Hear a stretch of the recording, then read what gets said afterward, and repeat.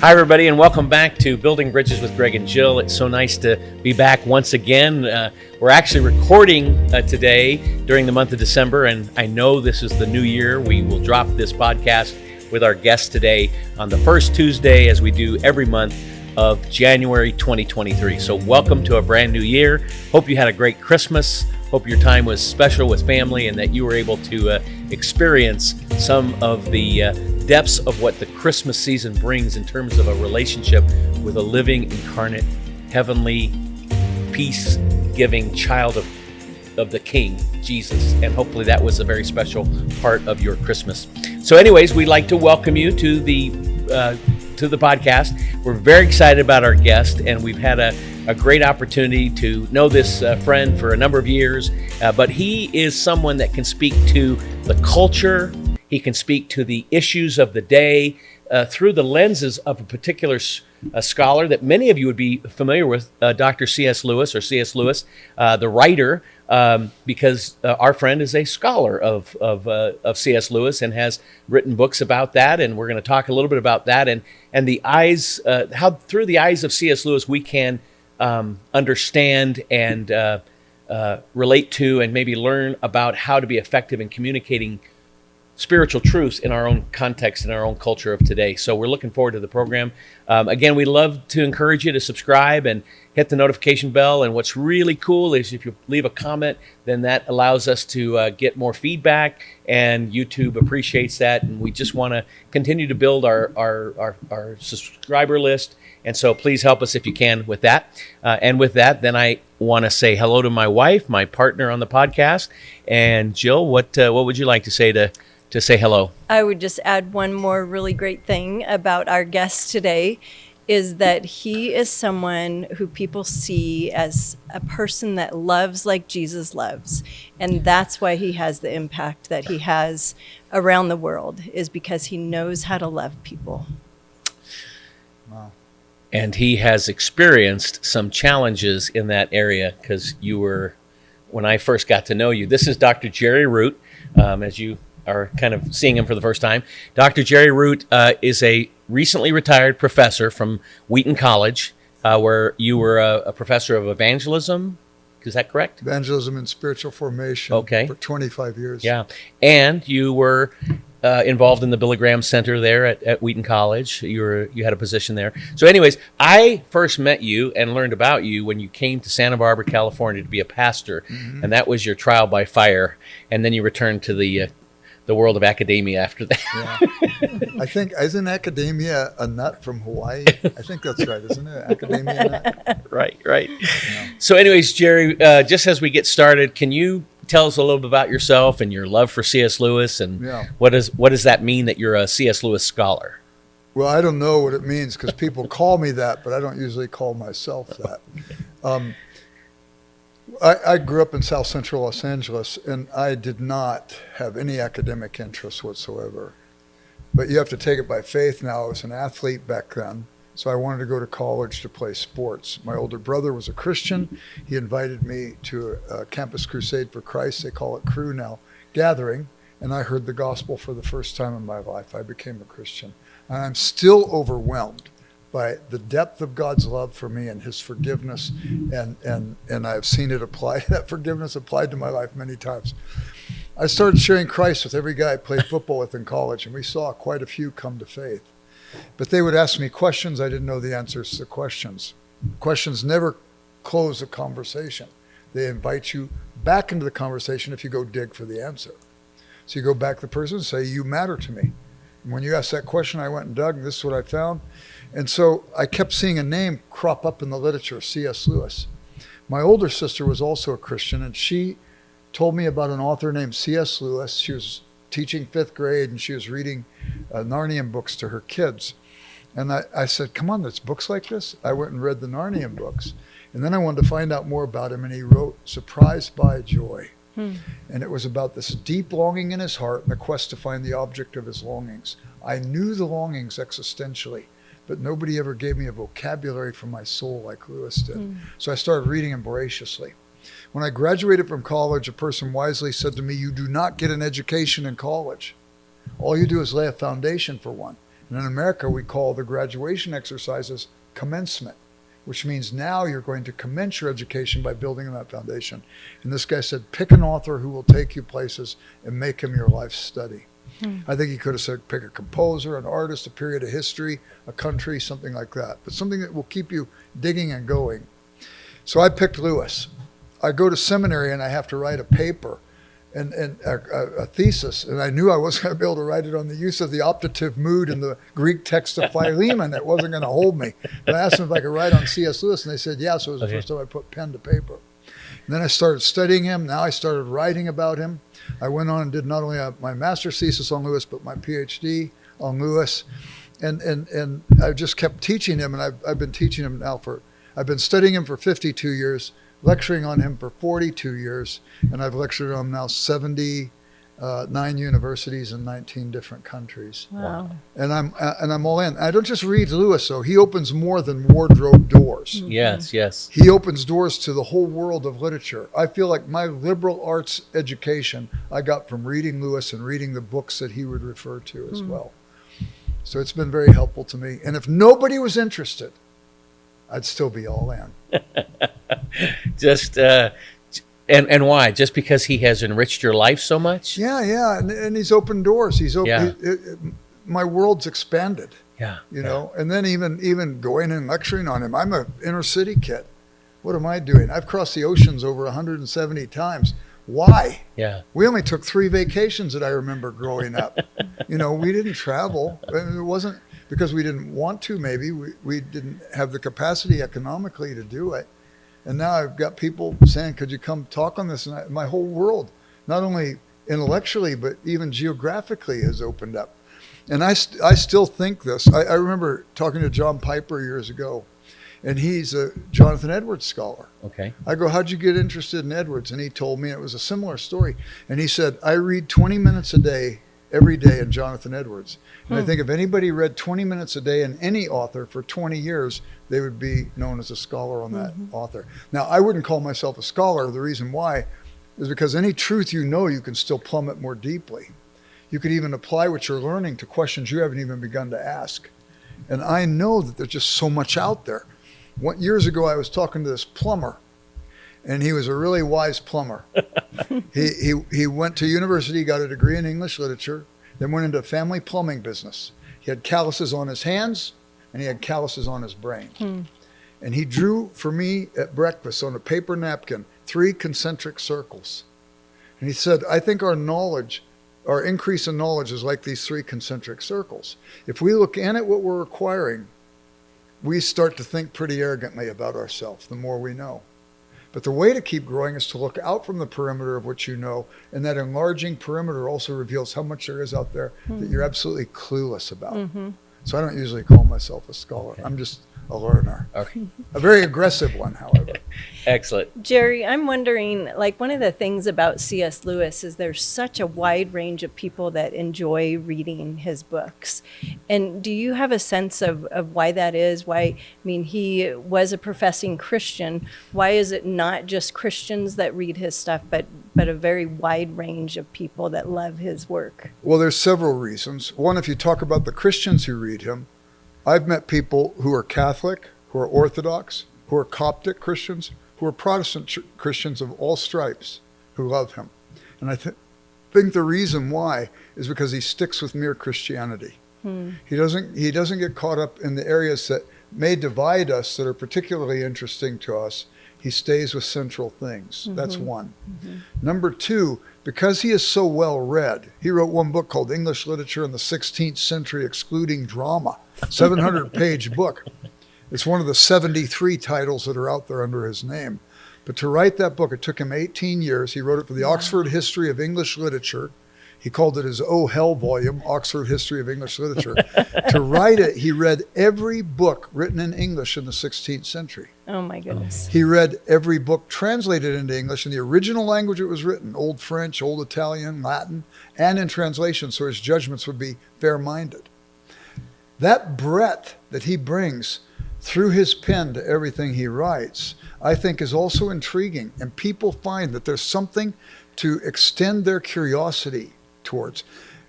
he invites people to ask questions. He asks tough questions in his essays and invites people in. And the tough questions help other people to see that their own questions might be validated. If you have no questions about your faith, you're delusional. You think you've achieved omniscience.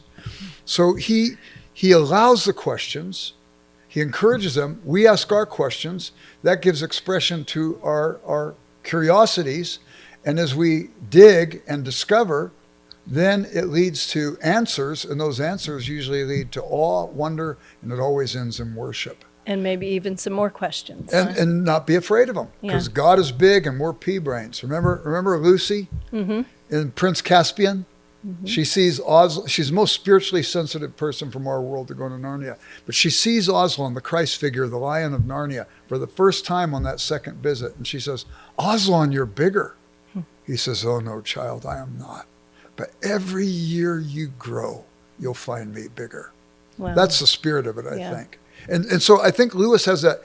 He also couples with a great rational mind, a very, very stretching imagination, where he's willing to explore imaginatively how something might work or how we might understand it. And even when he writes propositionally, he always depicts it with some sort of an image so that we could get not only our mind around it, but also our heart. Is that fair? Yeah, that's amazing. I think one of the greatest things about Lewis is his imagination and how he can take biblical truth and bring imagination to it and really bring it alive in our minds. He even wrote about that in a letter. He said, though the rational man in me is always engaged, the imaginative man in me is greater. He has been with me longer and more continuously operating than the rational man. Wow. He's not demeaning the rational man. Yeah. But he's just seeing it's necessary to combine it. I think it's the same thing, too, we could say with head and heart. You know, if you're just heady about faith and it doesn't seem to really be getting into your life, if you're heartfelt, you may be going off half-cocked all over the place. But he brings together both head and heart. And he writes about that, too, his effort to try and bring together the head and the heart. Jerry, our podcast, Building Bridges with Greg and Jill, we've been at this for over a year, and we have really focused in on communicating, on sharing, of engaging with people that think differently about politics, about religion, about philosophy, about lifestyle, and we've tried to kind of be a model here on this podcast of how people can be bridge builders rather than wall builders.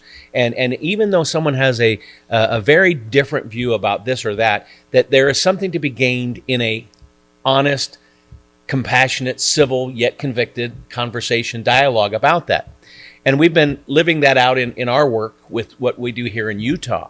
And so you're our guest this week, and you're coming here and you're engaging evangelical churches. You're going to be speaking about C.S. Lewis and Christmas. Now, of course, when we air this, you will have already spoken.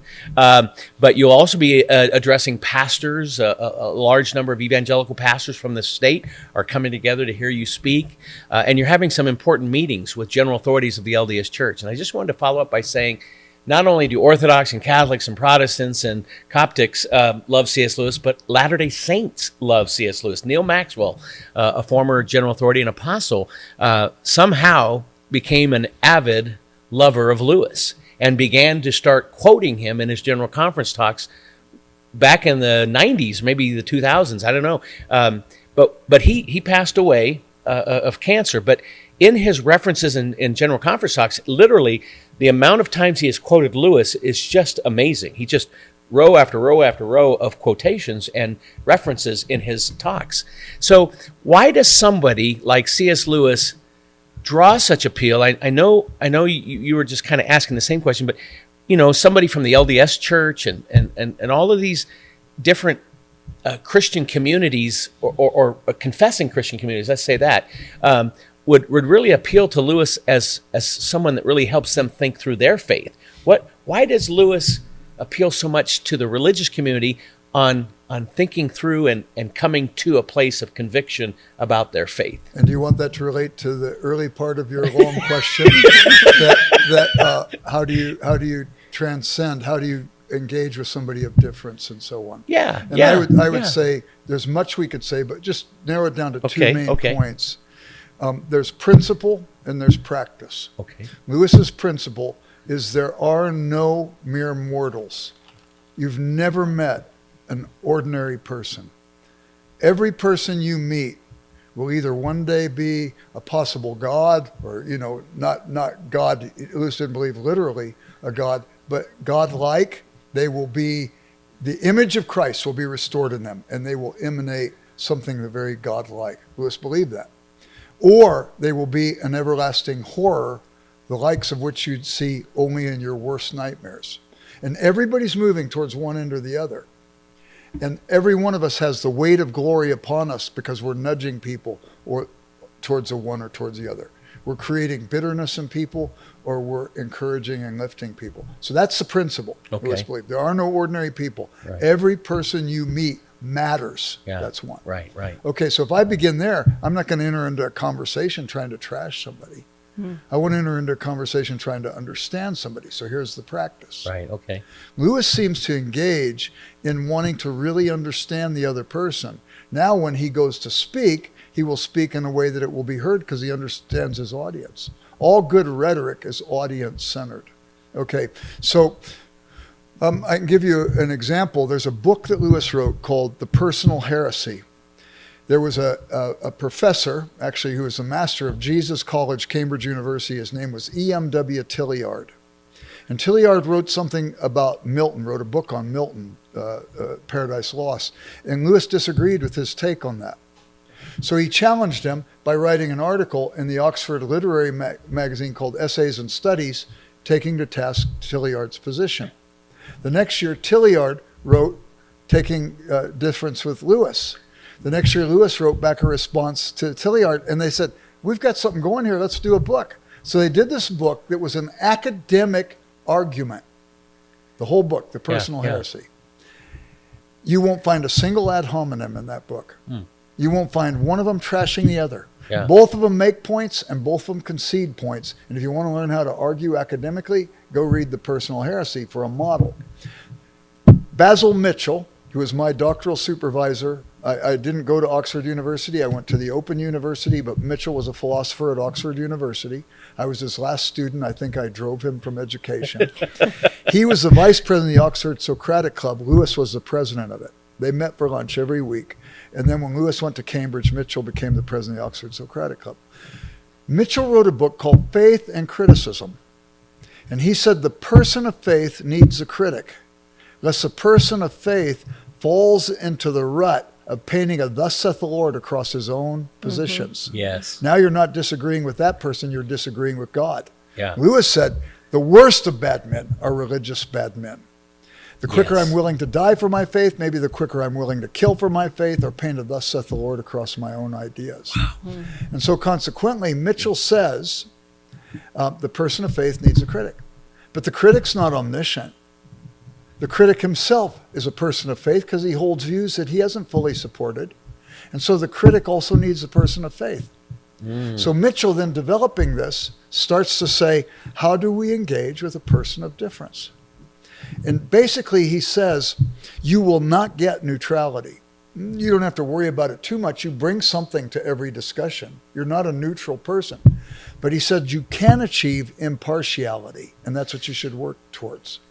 And impartiality means that you will give veto power to the other person over your impression of their point of view.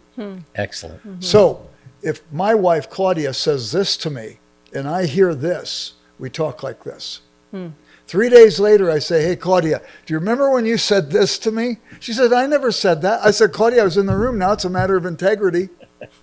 And I missed her because I didn't Jill and hear I her. have never had that kind of interaction. I didn't hear her. So what I need to do is I have to say, Claudia, did you mean this when you said that?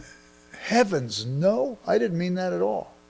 I said, be patient with me. I don't always get it right. She says, yeah, we've established that often enough in this marriage. We laugh about it in marriage, but we take ourselves too seriously in a debate. Yeah, yeah. And I say, could you give it to me again? She gives it to me again. I say, is that it? She says, that's closer, but it's still not quite it. One more time. She gives it to me, and I can articulate it back to her in a way she feels she was heard. So now we're on a real discussion. Now we are. Yeah. So I could say, that makes a boatload of sense to me, and that may be the end of the discussion. Or I might say, that makes a boatload of sense to me, but were you aware of A, B, C?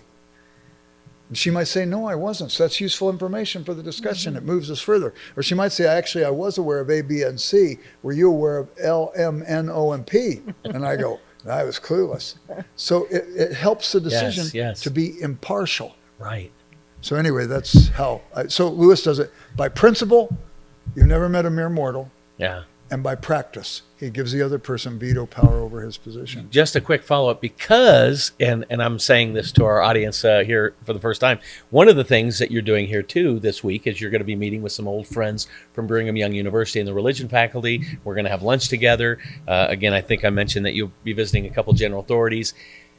Why do you think, in your understanding and growing knowledge and relationship over the last decade or so with LDS friends and scholars, why do you think they're so attracted to Lewis? Is there, I mean, outside the fact that Neil Maxwell introduces Lewis and because he likes him, many LDS people like him, but is there something that's attractive to the LDS theology or mindset or your understanding of this culture that makes Lewis, outside of Neil Maxwell's influence, particularly interesting? I'm not convinced that their attraction to Lewis, the scholars I've talked with, the LDS scholars I've talked with, I'm not convinced that their attraction to Lewis is that much different than anybody else who's attracted to his writings. I think, in part, Lewis is fair. Okay. He's an honest scholar. He is also a well-read, well-studied scholar. He doesn't push something he doesn't know as if he does. There's not pretense in him. There's an honesty to him. There's a humility to him. And also, he's imaginative.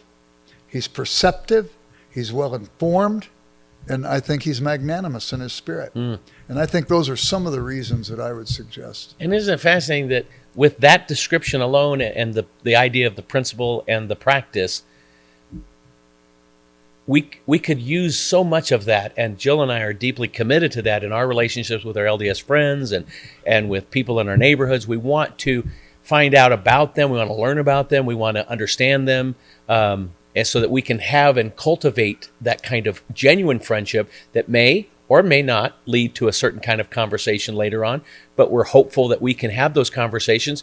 But it's just amazing that where we've seen it in someone like Lewis, boy, how do we got to re-embrace that and find more of that in our own society today. I've never met anybody who honestly read him who doesn't respect him. I have met people who do not respect him, who haven't read him. And I remember once being in a bookstore, and the mother of the child was saying, "Oh, you should look at these Narnian books. I've heard a lot of good things about them." And the lady at the bookstore says, "Don't read those. Those are really bad books." And I turned to the lady at the bookstore, having overheard this, and I said, "So what do you know about these books? Tell me, where are they bad?" She had no clue. She had never read the book. And so consequently, she didn't like the fact that Lewis was a Christian, and therefore she was dismissive of him, but she was dismissive of him out of her own prejudice towards Christianity. Yeah. And even Arnold Toynbee, the great historian, said, people don't reject Christianity because of Christ, for example. They reject a poor caricature of Christianity. They're not really rejecting Christianity. And most of the people that I've talked to that don't like Lewis are people who already have a strong prejudice against faith. They have a strong prejudice against Lewis and so on. But they can't reject him for his brilliance, for his scholarship, or for his magnanimity. The guy lived out his faith.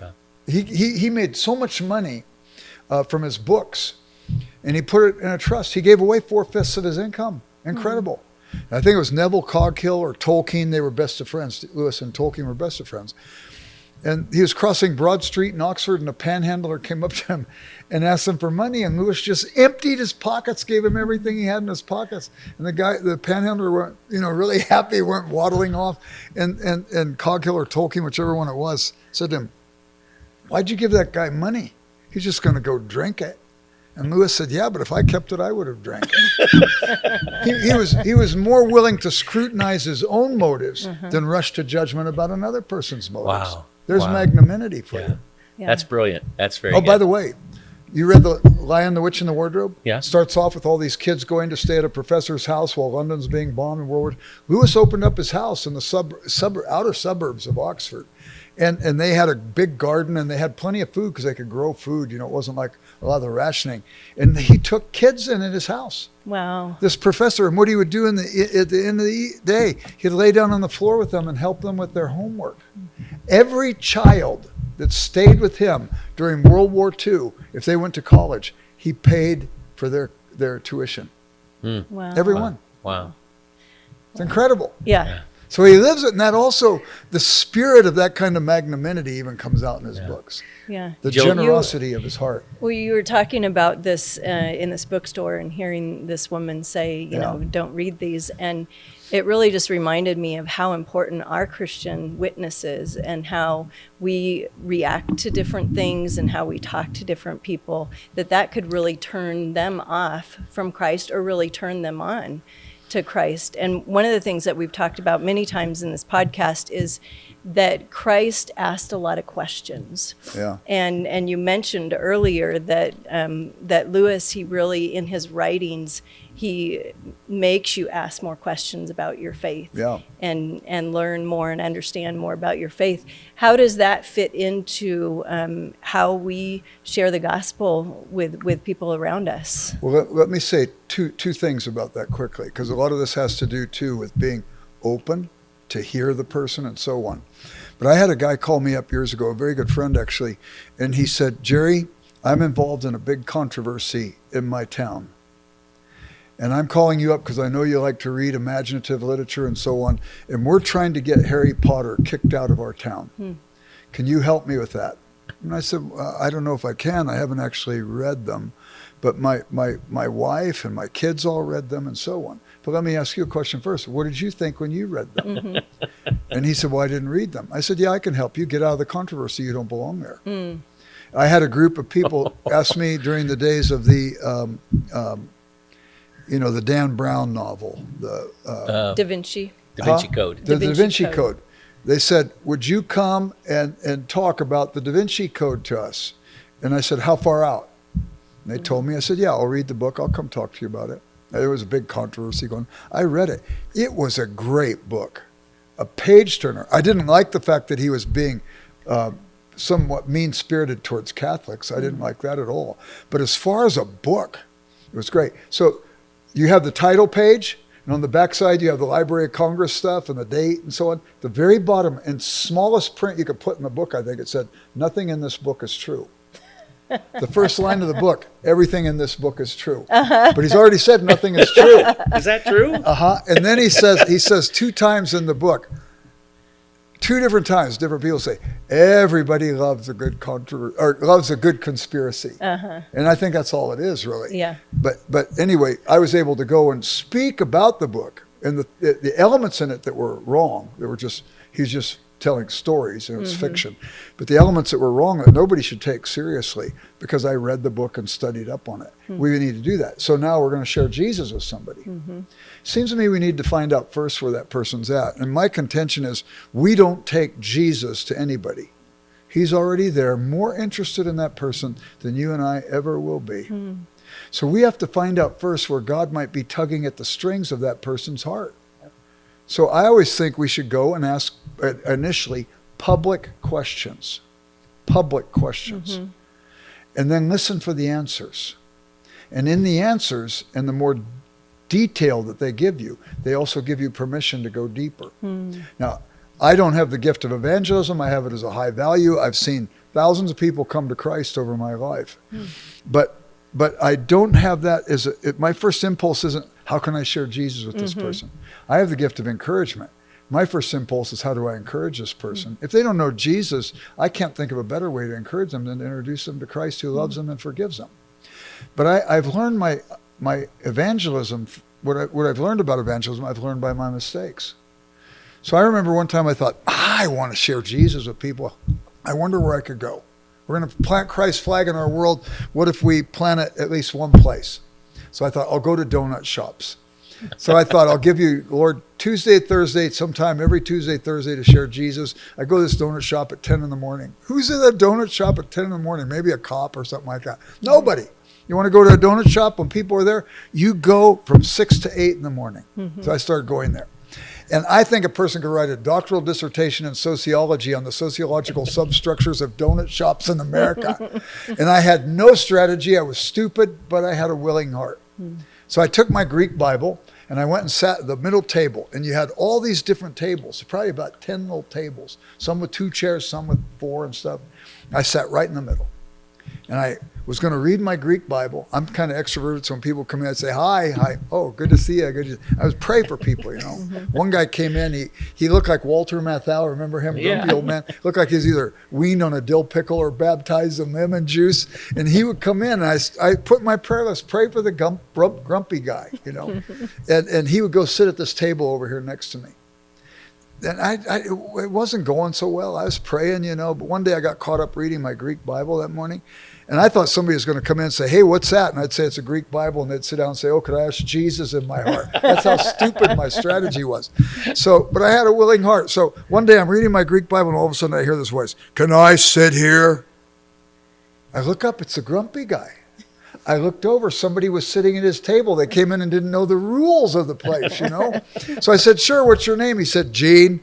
I said, what do you do for a living, Gene? He says, why? Are you writing a book? Too much, too soon. You can ask a public question.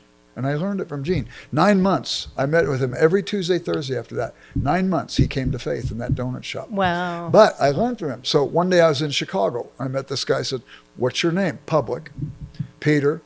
Peter, are you from Chicago? He's in Chicago. It's not an intrusive question. He said, no, I grew up in Albuquerque, but when my parents divorced when I was 12, I moved to Chicago with my mother. He didn't have to give me that boatload of information, but I can start asking questions about that. And as I asked questions, it started going deeper and deeper, and I began to find out where the heart issues were, where God was already tugging that I could speak the gospel in a way that would be heard. I'll give you one other example. I was in Slovakia giving lectures on C.S. Lewis at a university there. And they dropped me off at the Vienna airport. I had to get back from after spring break to Wheaton. And so I go in, it's in Vienna, it's only 45 minutes from Bratislava.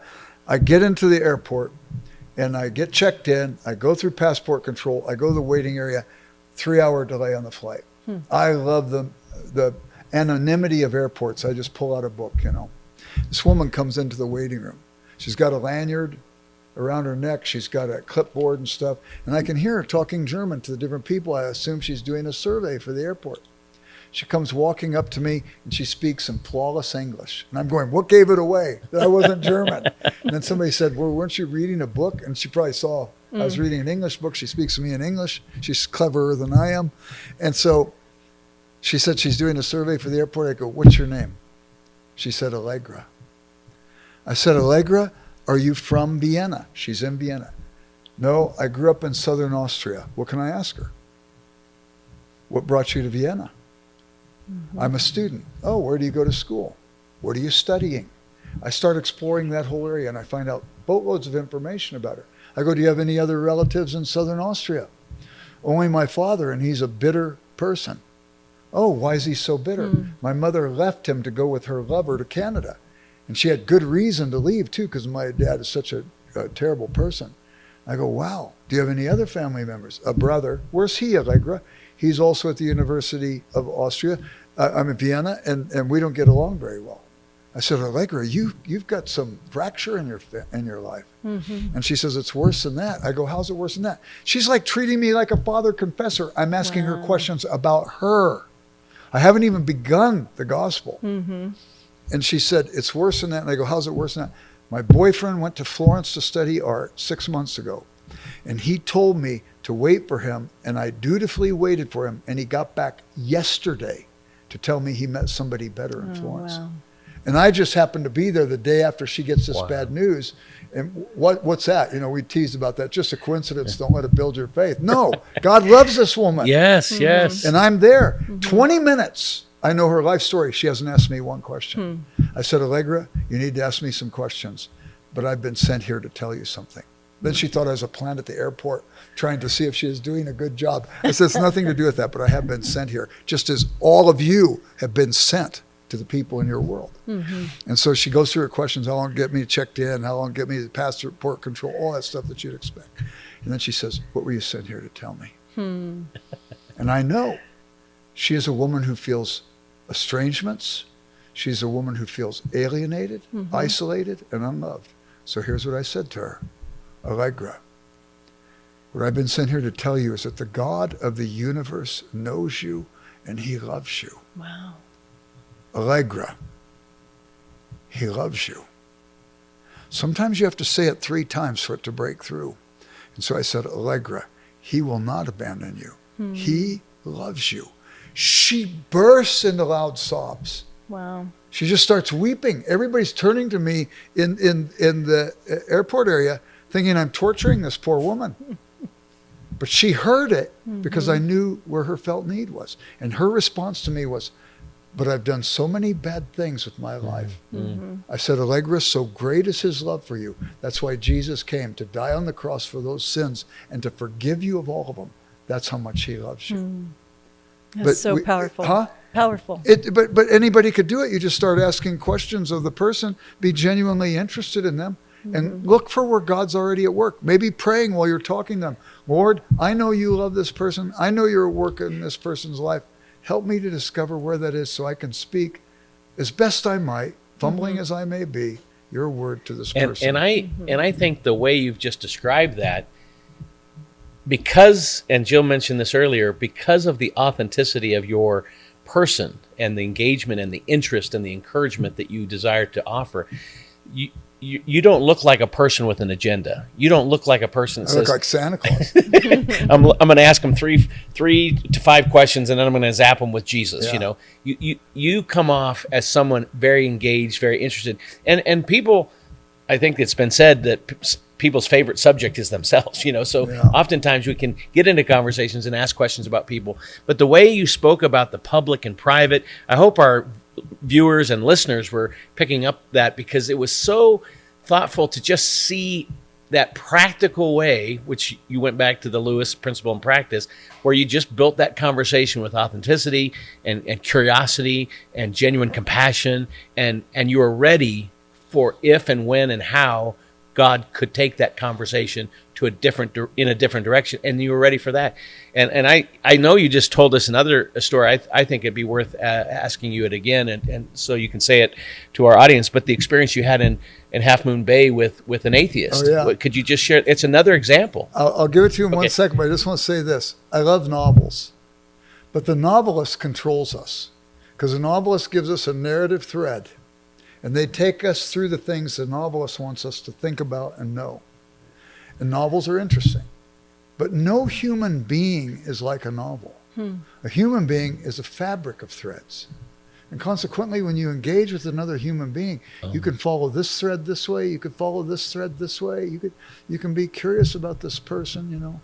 And not in a nosy way. Right. But in a way that says, you know, people are fascinating. Yeah. There are no ordinary people. There's and Lewis. that you There's truly Lewis again. care about them. Yeah. Oh, so the Half Moon Bay thing, my really close, my college roommate, we're close friends, and we were going to take a trip during COVID, and it got canceled. And my old college roommate said, I know that you don't have anything scheduled for this week because we were supposed to be together overseas. Fly out to the Bay Area.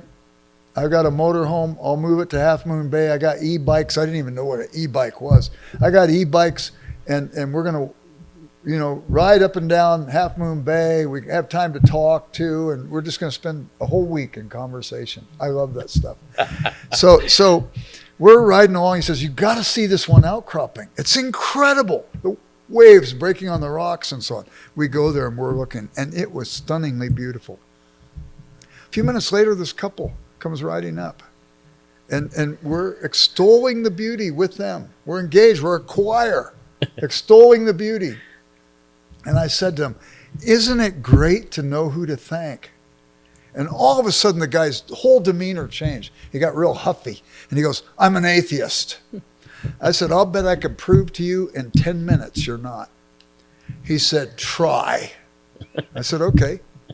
I said, Widener Library at Harvard University has 19 million volumes under that one roof. When you define atheist to me, and he said, no possibility God exists. I said, okay, 19 million volumes. Have you read them all? I said, no. And I said, then Did you say 19 or 90? 19 million. 19 million. Okay. And I said, how do you know there isn't anything in one of those books that might count against what you believe right now? I don't think you have the capacity to make the overarching judgment, no possibility that God exists. Give me an honest agnostic over a dishonest atheist. And then I always bring in C.S. Lewis, it's always helpful. I said, C.S. Lewis said negative knowledge is harder to assert than positive knowledge. For you to say there's no spider in this room, you'd have to check every nook and cranny. To say there is one, you could see one scurrying across the floor. Right. Now, proofs for God's existence are more complex than seeing a spider scurry across the floor, but the analogy shows you how difficult it is to make the universal negative judgment. Right. And so I think you can. There are some ways you can make a universal negative judgment, like two mutually exclusive statements can't both be true, something like that, and logic. Law of non-contradiction. Yeah, that sort of thing. But nevertheless, I said, give me an honest agnostic any day. And the guy looks at me and he says, you're right, I'm not an atheist. I'm an agnostic. And I said, well, if you got the first one wrong, maybe you're getting that one wrong too. And he started laughing then. And so then, and that's the other thing too. If you don't take yourself too seriously, then you can engage with person with some mirth and some humor and winsomeness and so on. And it takes the pressure off and you can have a real conversation. So he said, what do you got for me? I said, well, let me send you a book. And I sent him Mere Christianity. I didn't really give him my return address or anything. He found me. I don't know how. 2 weeks later and said, I read the book and it's really helping me. It was a lot of fun. I think wherever you can, you need to follow up the people you lead to Christ. Yeah. But sometimes it's not really possible. Yeah. One of the things that stood out to me in your story about the being in the terminal, in the airplane, or in the airport, was that you said you had 3 hours. And sometimes when we have this extra time, we will just go to our phones, to social media, or something and kind of distract our minds rather than to sit in kind of the boredom or whatever. And so I think, as we look at C.S. Lewis's writings and all this imagination that he has, I wonder if someone today in this culture could write books the way that he does if they were immersed in social media and kind of the distractions and stuff. Can you speak to our culture today and how that can maybe be a detriment to us really growing in our faith? Well, a couple things. I wouldn't want to say nobody could ever write a book like that, or I'd be making the same mistake true. the atheist did. But Lewis came from a different time that wasn't as distracted. I noticed in the 25 years I taught at Wheaton, I taught at other schools besides, I noticed the quality of the students' work drop. And I didn't notice that the quality of the students' intelligence dropped. They were just as bright as ever. Wheaton gets really bright students. But I was trying to figure out why. And I think it's because they're distracted. Social media. I also think people don't have the collateral knowledge that we had when we were young. You had to go write a term paper and your prof said, I want a 10-page term paper. You got to have 10 sources. So you go to the card catalog. Students, they don't even know what a card catalog is. And you'd find a paragraph about a book and you'd say, I think that might be helpful to me. You go to the stacks and you find out 5 of the 10 books you brought to your stacks or to your carrel in the library, they weren't going to help you. Then when you finally get the 10, you look at the index, you look at the table of contents and the index, and you end up reading through maybe 3 or 4 chapters in each of those books, and you get your data card, and then you go to type up your paper. And students today get sound bites. Maybe they get it from Wikipedia. I don't think Wikipedia is any worse than the Encyclopedia Britannica, but there's mistakes in both. But the thing is, they don't get the collateral knowledge and that sort of thing. So anyway, my wife says my mind's like lightning, one flash in total darkness. The point that you wanted to make was in the airport. Oh, Do you just have those hours and you're that sitting you there? took that time to talk with Yeah. her, Yeah. and you were aware that she was there, and instead, I think you could have just said, "I'm going to read my book," and kind of hide in this corner and not listen. I didn't go get her. I waited till she came to me and she was asking questions. But also, my time is God's. When I get on an airplane, I say, Lord, I'm here. I'll initiate some conversation. If the other person's not responsive, then I thank you for the chance to either take a nap or read a book. I've had many conversations on planes, but sometimes God sets up the circumstances too, and we want to be sensitive to when those occur. So one time I was coming back from a theology conference that was in San Antonio, Texas. I'd read a paper there. And I get on the plane, and I'm in a window seat, and the guy comes and sits in the middle seat, and he goes, "Rats, I've got a middle seat." Well, if I'd have been really magnanimous and gracious, I would have given him my seat, but I wasn't on my game that day. The guy comes and sits on the aisle seat, and he goes, "Professor Root." I go, "You got the drop on me. I don't think we've ever met." He says, "We haven't, but I was at your paper at the theology conference." I'm going, oh boy. So he and I start having this conversation over the guy in the middle seat. And I turn to this guy after a couple of back and forth, and I say, "What's your name?" He said, "Sean." I said, "Sean, please forgive us. We were just at a theology conference. We don't mean to talk over you. Please feel free to be a part of this conversation."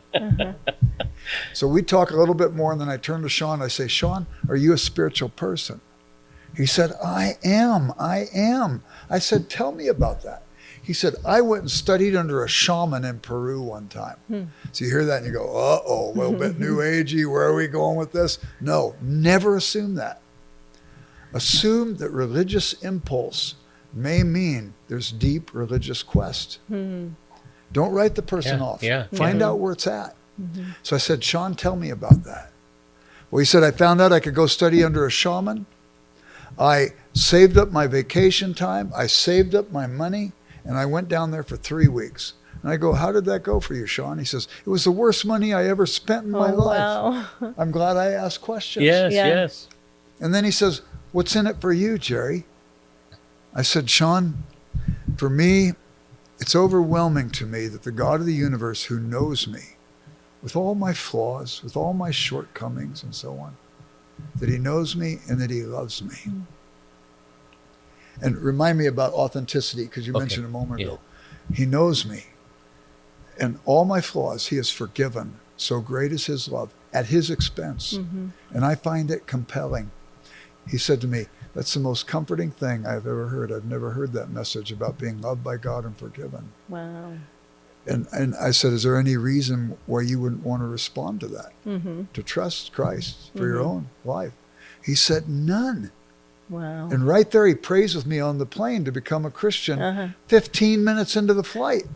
The guy sitting on the edge was doing a doctorate in apologetics. He's freaking out when he sees us. He's used to building scaffolding for the gospel. He's not used to obstetrics. Seeing somebody born again. He turns to this guy and loves on him and encourages him. And we began to do some follow-up with that guy too. But it's so sometimes it takes 9 months, like Gene in the donut shop, like Allegro with a 20-minute conversation, or with other people I've seen take one guy 2 years. There have been people I prayed for 10 years before they came to Christ. Another one 25 years. Another one I've been praying for decades, hasn't yet come to faith. I'm hopeful. But the authenticity thing, you said about being authentic. John Stott, David Brooks used to say, if evangelicals have a pope, it would have been John Stott. Okay? He comes to speak at Wheaton College the last time before he died. He talked for about 8 or 10 minutes, and they had microphones set up at Edmund Chapel's, this big 2,500-seat auditorium. And the students could go up to the microphone and ask him questions. And they asked very deep questions, and he gave informed answers. And one student said, "How do you reach a postmodernist for Christ?" More people talked about postmodernism than really did serious reading about it. Stott gave a tight definition of postmodernism. It was the tip of the iceberg, and you could tell there was a lot underneath the surface. And he gave a tight definition of deconstruction. And then he said, "I think you reach a postmodernist by being an honest person." An authentic person, he said. Okay. An authentic person. As soon as he said that, I went into existential despair Why? because I'm not an authentic person. I believe in the high ideal of love, but there have been times I've had sharp words with people I say I love most in the world. Yeah. Yeah. I believe in being just, but there have been times when I realized I was too quick to judge that person, or I was unkind towards that person. I didn't mean to be, but I realized in retrospect, I need some modification in my life. And I went shuffling out of that auditorium that day saying, I'm not going to reach many postmodernists for Jesus. I'm not an authentic person. And then it dawned on me, I think there's only been one. One person who walked this earth and breathed on this earth who was utterly authentic, and that was Jesus. So now the whole question changes. How does an inauthentic person begin to approximate authenticity? And I think it's by being honest about our inauthenticity, which also keeps us in a place of deep need of grace. Yeah. It keeps us in a place of humility, not obnoxiousness, not authoritarian ideologies and so on. And so consequently, I think that also adds credit to our witness. Yeah. Is that fair? You know, I agreed, and we've had the opportunity on our podcast to share a little bit of our own personal journey when we began this last year. And we talked honestly about some marital struggles and a time of separation. And to be honest with you, amongst the pastors that we work with and amongst others, and Jill has had opportunities and I've had opportunities, because of our experience and our failure and our struggle to love each other well, we have been able to help others, or at least answer questions or be involved in conversations with people who probably wouldn't have thought it safe to talk to people like us, but because they saw that we were honest and transparent. In fact, one pastor said to us after we shared, he said, you know, I know you think this is your story, but this is our story. Thank you for sharing it, because what you have shared, we've gone through with you. First of all, we've known and we've been praying, and we see God bringing healing, and that's wonderful. But we've all learned from your story, because you guys have gone through a hard time and you've let God bring grace and healing, and we get to participate in that. And it was just an amazing statement. And isn't marital makeup sex really good? You're not allowed to say that on This our is a podcast. PG-13. Oh, you can't? This is it's okay. It's okay. That's true. That's fine. We're moving on now. No. There was a student who came and knocked on my door. He was one of my advisees. And I didn't have office hours, but I opened the door, and he looked horrible. He looked so disheveled. Okay. And I go, you do not look good. And he says, I'm not. I'm on antidepressants. I'm seeing a psychiatrist. I'm seeing a psychologist. I wanted to come by and see you. I said, come in, sit down. What's up? He said, lust. Lust, it is destroying me. It's occupying all of my thoughts, my waking hours, and so on. And I'm just defeated by it. And I needed to process this with somebody. I knew this kid pretty well. Again, like he was one of my advisees, but he wasn't in one of my classes that semester. And I never saw anything in him that I thought was predatory or anything. But, you know, maybe he's living a secret life. Who knows? These sorts of things. So I said, define for me lust. You know what he defined for me? Normative sexual desire for a horny 20-year-old college guy. Yeah. And I said, that's not lust. You define for me sexual desire. Sexual desire isn't lust any more than hunger is gluttony. Yeah. Lust is predatory. It tries to make it happen. 2 times in the New Testament, lust is used, once for Jesus and once for Paul. Jesus says, I lust. He says, I lust. He uses epithumia, the Greek word. I lust to eat this Passover with you. I desire to eat this Passover. What does he do? Sends the disciples to go get it ready. Paul, I desire to depart and be with Christ. I lust to depart and be with Christ. And I am going to live my life deliberately to finish well. And so to live is Christ and to die is gain. Lust has in it a predatory sense of trying to make it happen. And consequently, I didn't see that in this guy. And I asked him about it. He says, no, I'm not doing any of that stuff. I said, why did you feel bad about being normal? And he said, I heard a sermon one time that if I noticed a woman was attractive, that sexually attractive, that was lust. I said, that's not lust. That would be no different than noticing she was wearing a red coat or she had blonde hair. I said, were you trying to bed the woman? No. Well, then therefore it wasn't must. You were respecting. Maybe you could even turn it into praise. God, I'm grateful you made creatures like this in this world.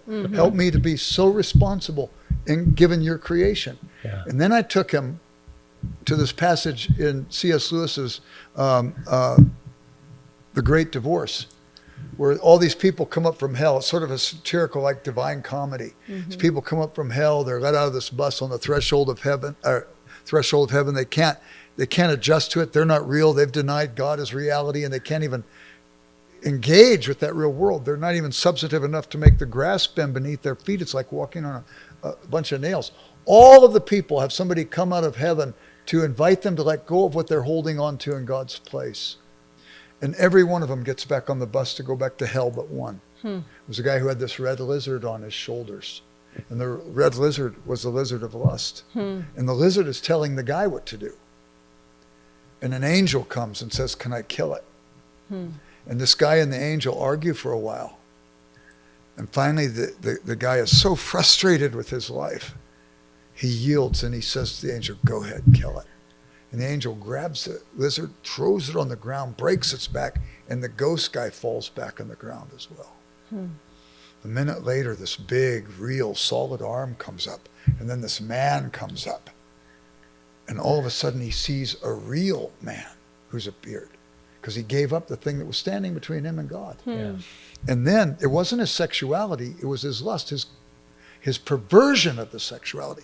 But he also notices that the lizard comes back to life, but not as a lizard. It comes back as a giant stallion, this huge horse who's pounding his feet against the ground and so on. And the man who's been healed goes over to the angel and falls at his feet, tears in his eyes. He goes over and rubs his nose in the horse. So man and his sexuality are reconciled the way it was meant to be. He then mounts the horse, and now instead of the lizard riding him, he rides a horse, puts bit and bridle in it, and rides it on into heaven. It's a glorious story. And so I said to this guy, now we need to talk about you learning virtue, about learning courage, temperance, justice, and wisdom, so that you could put the bit and bridle into that part of your life and live it triumphantly. Wow. It's powerful stuff, isn't it? Yeah. But you had a well-meaning pastor Yeah. who hadn't really thought through probably his own issues, where he could lead then his people. And so he sets up a standard nobody could live by. Yeah. Yeah. Well, we're nearing the end of our podcast, Jerry, and I think Rats. we can keep going for a little while here, because I'm going to guess that most of the people are fascinated by this conversation. You know, there's two things that I'd like to ask you about. I don't know, Jill, how many more questions you have. I'm good. Okay. You are good, Jill. I was going to tell you that. I'm impressed. You have mentioned that part of your journey, your discovery of who Jesus was and is, began in a period of social unrest in this country in the late 60s and early 70s. Yeah. And that story is well known. In fact, it'll be made into a movie that is going to be airing publicly I saw the movie. on major... okay. They showed a preview of it at Wheaton College. I went to it. It's called The my Jesus story. Revolution. I lived that world. Yeah. We used to The take hippies. kids to Calvary Chapel during that time. Okay, so people may not know what we're talking about, but during the time of the hippies in Southern California and in the late 60s and early 70s, when everybody was doing drugs and wild, crazy stuff, God seems to move in that period of time through an unlikely young man who's a hippie who meets an unlikely pastor that you would ever think that might be a transformational figure. Chuck Smith, played by Kelsey Grammer, and he does an incredible job in that movie, by the way. So my question is to bring, there's been some conversation that the era of the late 60s and early 70s is similar to some of the unrest in our modern time. Yeah. Some of the pursuit of drug use, some of the pursuit of disenchantment with society, disenchantment with institutions, inability to trust. So maybe our younger population, our teens, our 20s, our 30s, are dealing with some of the same quests of that have not been fulfilling to them as that era. Now you've lived then and you're alive now. Do you sense that there is a way to communicate contextually the good news of Jesus to this culture in its quest, or or because a lot of people were like back then, they're saying you can't reach these people. Chuck Smith's original thought was they need to take a bath, and then God began to work in his life. His congregation people said they needed to clean up, so he started washing their feet so they could come into the service. Right. It's a amazing. great scene in the movie, but I do see a bit of a difference. There are many similarities. Okay. But the big difference was I went to the college that Richard Nixon went to. Right. We had the riots and protests there regularly. And I would go to riots and protests after I became a Christian. We'd share Christ with the protesters and so on. And I was in the middle of it. And by the way, Calvary Chapel was one expression of this whole Jesus revolution. It was bigger than Calvary Chapel. I got engaged through Campus Crusade for Christ, now called Cru. They had very effective ministries. InterVarsity the same, Navigators the same, different kinds, but very similar outcomes and desires. And so there was an awful lot going on. But what I found is if I would go to the riots or protests or something like that and share Jesus with people, back then, even if a person disagreed with you, they would still listen. There was dialogue going on. Today, no dialogue. If you don't see it the way that person sees it, they write you off. Cancel culture. It's a cancel culture thing. And the irony is, G.K. Chesterton said, a person who's disinherited from their past, whether it be their own historic past or cultural past or whatever, person who has turned their back on their past is unjustly disinherited. They've lost out on the wisdom. Not everything in the past was good, but not everything in the past was bad. And when the person makes a sweeping generalization about that, there's an arrogance embedded in it that they think they're above the fray. And they're delusional. And they don't have the time to wait for 100 years or 50 years when somebody could look back and see all the things that were wrong in this era. And Lewis even says, the only way we can understand our own time, because we can't go ahead, is we have to stay engaged with the past. They made mistakes too, but not the same ones we're making. So we bring the past and the present into dialogue. G.K. Chesterton made this judgment too. There's two mistakes we can make with the past. Accept it all because it's past, or reject it all because it's past. A real understanding of the past needs to be democracy extended through time. Every time we sit down at the table, we leave a chair for the dead. We let the voice of the pack, we may not agree with them or disagree with them, but we're going to listen to what they said in the past. He says it's democracy extended through time because it gives votes to the dead. But I loved being engaged in those times, and I love being engaged now. You just have to learn the right to be heard, and the best way is that thing we were talking about, impartiality, listening to them, make sure you've got them. Then they're wondering, wow, this person's not jumping all over me. And maybe the dialogue goes, maybe develop a relationship with them through time. You can have the real relationship.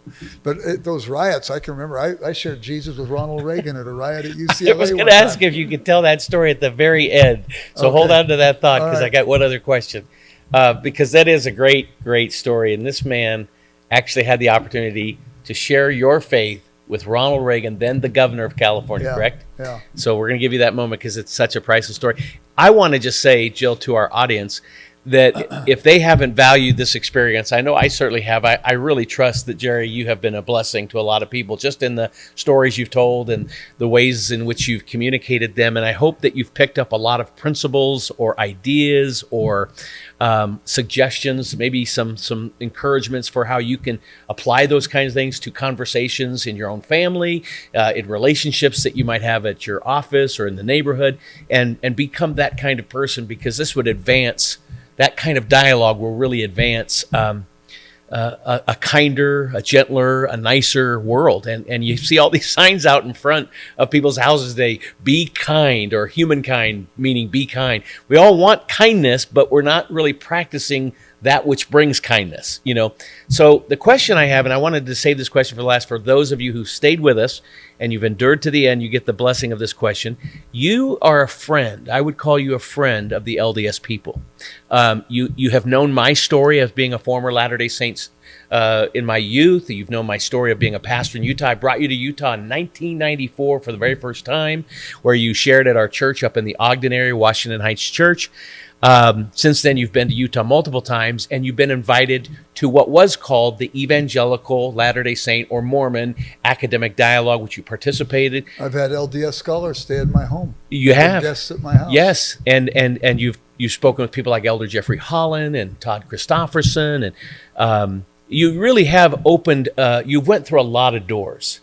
There are some people in our Christian community who, with the very best of intentions, just don't understand this kind of engagement. It just is fraught for them with all kinds of compromise. That if you have a good relationship with someone you disagree with, they're going to assume that you are affirming what they believe, or that you're not concerned enough to tell them why they're wrong or why they're troubled.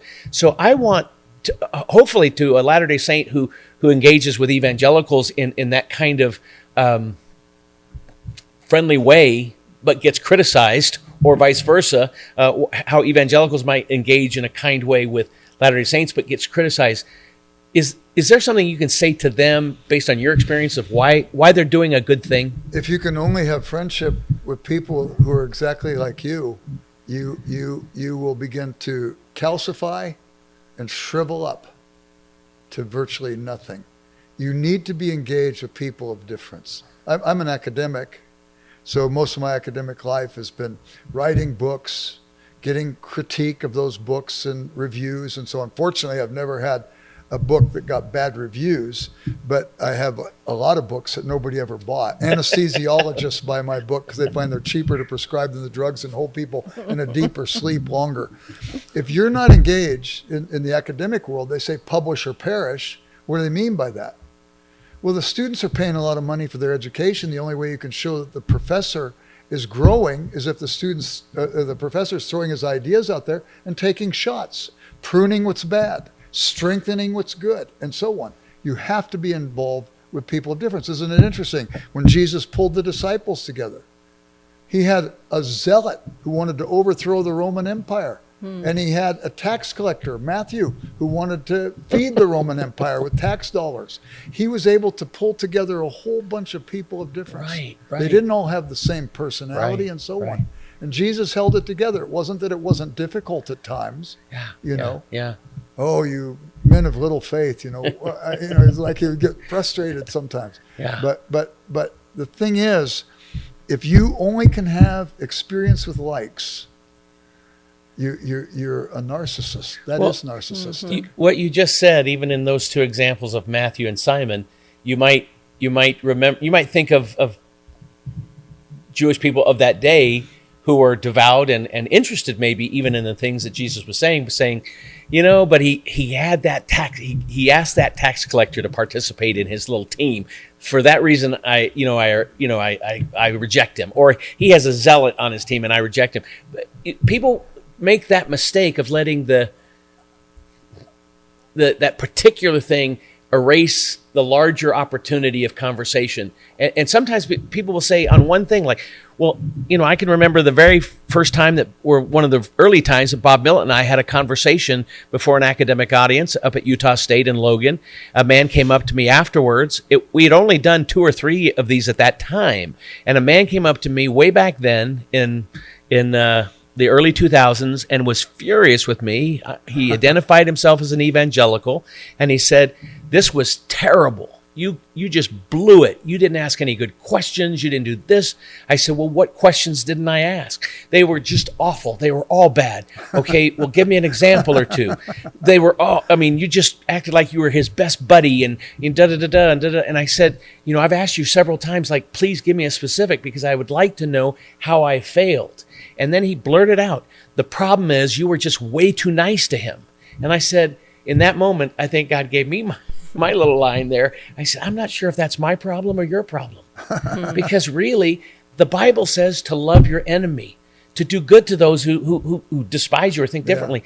And that doesn't mean compromise. And being kind is not waving the white flag. That also didn't mean that Bob Millett was your enemy. No. He was. And this is the thing. Those people who dig in at their place, Paul was able to use that against them.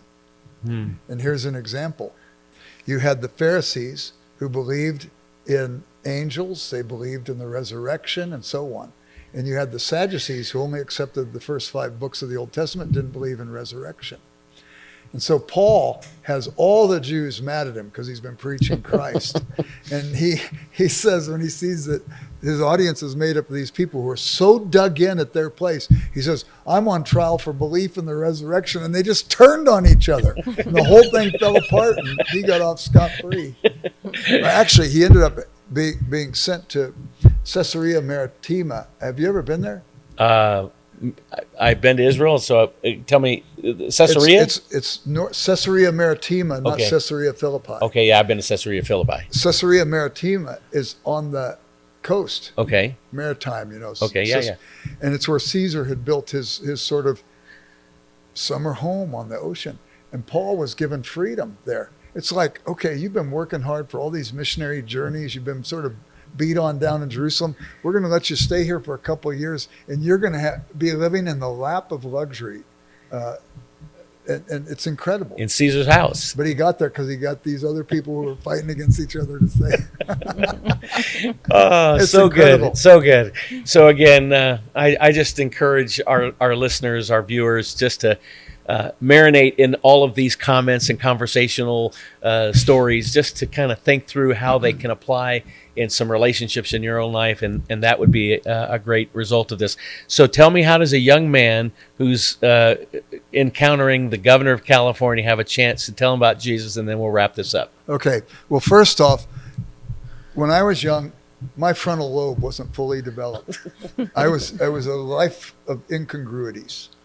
I grew up in an inner city Pentecostal church. I didn't really hear the gospel there because I was told if I had a bad thought the last second of my life, I'd go to hell forever. And I've been in many Pentecostal churches that are very good. These people were good, well-meaning, but I was getting misinformation. So I thought, okay, I'm going to hell. I was always in trouble. I was student body president at my high school. I was on the football team, vice president of my youth group, carrying a gun to school in the inner city. Nothing was congruous in my life. But there were times, because I was involved in school politics and then in the YMCA, they had a thing called the Youth in Government. I was in Reagan's office with him when he was governor 3 different times. Once it was just Reagan, me, and one other person. Once it was Reagan and me and 2 other people. Once it was Reagan, me, and 6 other people. When he was running for favorite son candidate for president in 1968, when Nixon was elected, I went and worked on Reagan's campaign in Miami. And I met him probably 35 times there, met his wife and so on. So anyway, I come back, I become a Christian, and they were having this big riot at UCLA because they were going to raise the tuition at the UC schools. Thousands of students came down from Cal Berkeley, UC Santa Barbara, that came up from UC San Diego. Thousands of students. They're going to let 40 students into the Board of Regents meeting. And my roommates and I got in. We didn't even go to a UC school, And we get in there, and they give us the agenda. And the agenda, about a third of the way down, says discussion of tuition increases at the UC schools. Right below it, time for student comment. As soon as the regents walk in, and Reagan among them, because he was the governor, he was on the Board of Regents, the students get up and start throwing chairs across the room, start screaming obscenities and all this sort of thing. And the moderator gets up and says, we want you students in here. I'm scratching my head. You do? We want you students in here, but you see, we've got other things to discuss. If you disrupt this meeting again, you're out of here. So what do the students do? Start throwing the chairs across, start screaming obscenities, and the moderator says, you're out. So they go out this hallway over here. I see the governor and the regents go out that door into a room on the other side. So rather than going out the hallway, I go through the door and there's Reagan. He's about 3 or 4 feet from me. I said, Governor Reagan, I don't know if you remember or not, my name is Jerry Root. I worked on your campaign in Miami, Florida. Since that time, I've become a Christian, and I'm here talking to students about Jesus with a bunch of Campus Crusade for Christ people. And I've wondered if you've ever heard of the 4 spiritual laws, which is a little tract they would use, Right. He comes over, he puts his arm around me, he says, you know what, Jerry? I didn't remember your name, but I remember your face.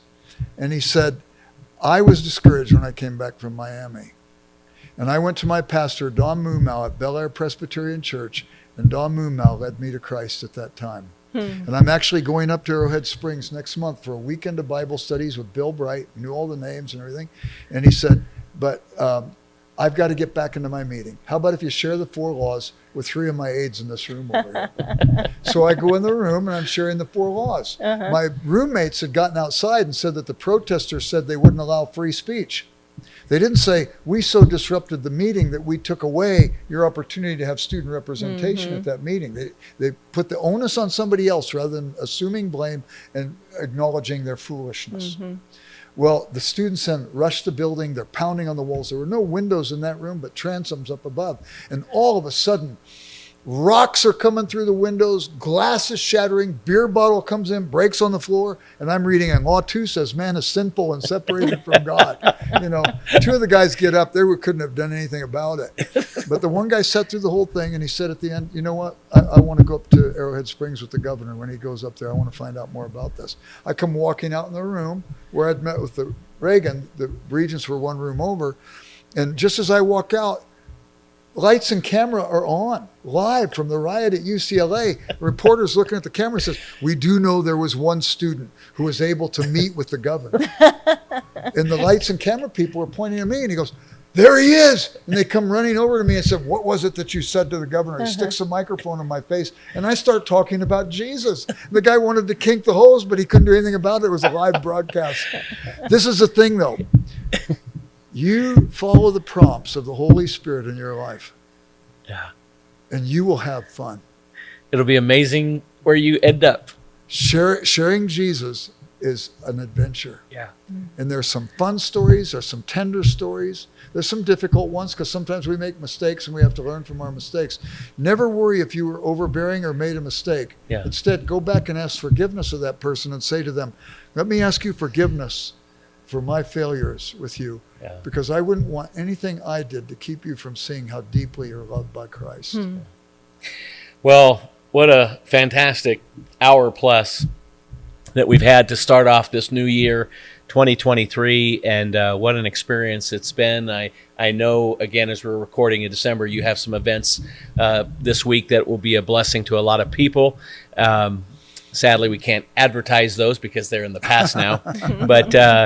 But the excitement of having you here and the joy. In fact, I'll tell you, when I called you recently just to check in on an author person that I did not know, but that I wondered if you knew, and that opened up a conversation that allowed us to talk for a while. And the next thing I just said is, Jerry, when are we going to see you in Utah again? Because you've been here. You were a part of that very significant gathering at the Mormon Tabernacle on Temple Square, where Rabbi Zacharias spoke in 2014, and you addressed the audience, as did Elder Holland. And you were that was a very significant experience that you had, and that you were able to impart your thoughts at. And so I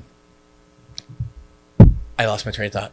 Where was I going, Jill? About being here before, and you asked me in the phone call about the conversation. Yes, thank you. I listen. Yes, you do. I'm that was all a test to see if you're as good as you say you are.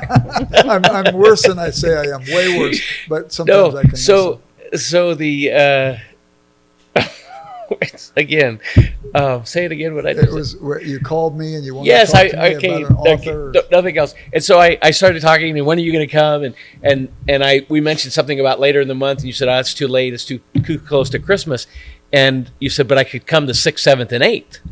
And I said, "Well, that's like 3 weeks from now, or 4 weeks. It wasn't a long time." And I said, "I'm not really sure I have, I don't have the time to really get a good schedule together for Jerry to speak and meet with people and all that." And I had a little prompting in my head that just said, go ahead and say yes. And I said, "Jerry, I don't really know I don't have a schedule. I don't have a particular thing, but let's just say yes. You make your schedule to come, and we'll see what God does." And I'm telling you, you have an outstanding schedule. You are meeting in churches, you're meeting with pastors, you're attending the governor's Christmas party on top of everything else. You're going to be at the mansion on Thursday night. So it's a remarkable, like what you just said, it really is an adventure. When you can really just not take yourself so seriously, ask the Holy Spirit to lead you and guide you, and it'll be remarkable where you end up. I tell my wife I'm like Forrest Gump. I'm not very bright, but I end up in all these situations. Talking to the president, yeah. Running across the country. Well, Jerry, thank you so much for you, coming Jill. and talking with us. This has been amazing. In my head, I have 10 or so books now that are running around there that I want to go out and get. Why don't you write 10 or so for the rest of us? There you go. So we could benefit from your insights. Maybe I'll there do you that. go. People matter. Yes, they There do. are no ordinary people. Thank you, Jerry. And so with that, we say goodbye for another month. Hope you enjoyed our podcast with Dr. Jerry Root. And again, like, subscribe, share, and comment. We would be very grateful for that. We'll see you next month on Building Bridges with Greg and Jill.